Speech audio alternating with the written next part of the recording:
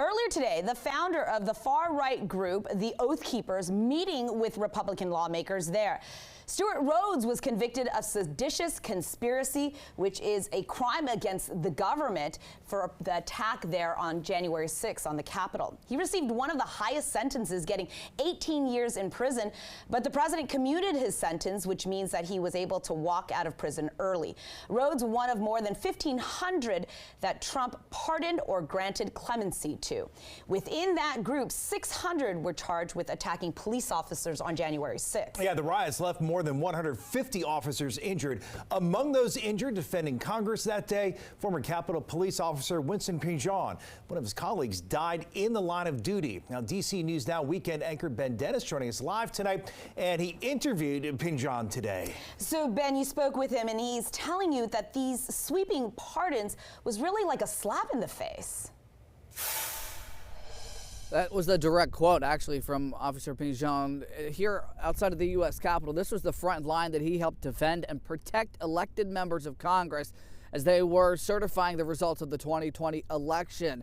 And while those who are receiving these sweeping pardons and acts of clemency from President Trump that they are celebrating again, Pinjon says that this felt like Trump was turning their backs on members of law enforcement. It was a scene unlike any before. A violent mob taking over the U.S. Capitol January 6th.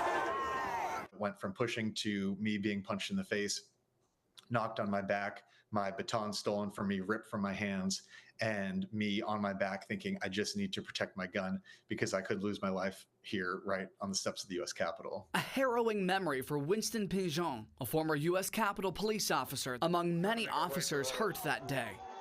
After 1,500 people were pardoned after being charged, Pinjon describes feeling like President Trump turned his back on those in uniform. Such a complete slap in the face to those of us who protected the Capitol that day. For those officers who showed up, protected the president now at his inauguration this time, and continue to protect members of Congress, it is just really despicable. Among those now out of jail, founder of far-right group the Oath Keepers, Stewart Rhodes, released from D.C. jail and then seen on Capitol Hill today, feeling, of course, relief.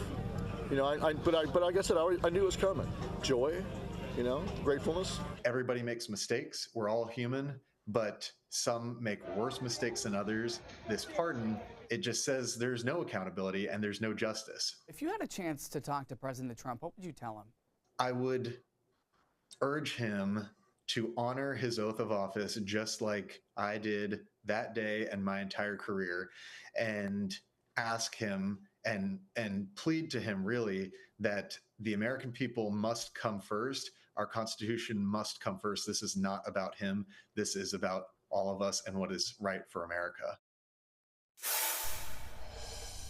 Ask Pinjon what he would have to say to anybody who supports these sweeping pardons. He says it's hard to answer. He wasn't necessarily able to put it fine-tuned into specific words, but we'll have much more of my interview with him online at dcnewsnow.com. Outside of the U.S. Capitol, Ben Dennis, back to you.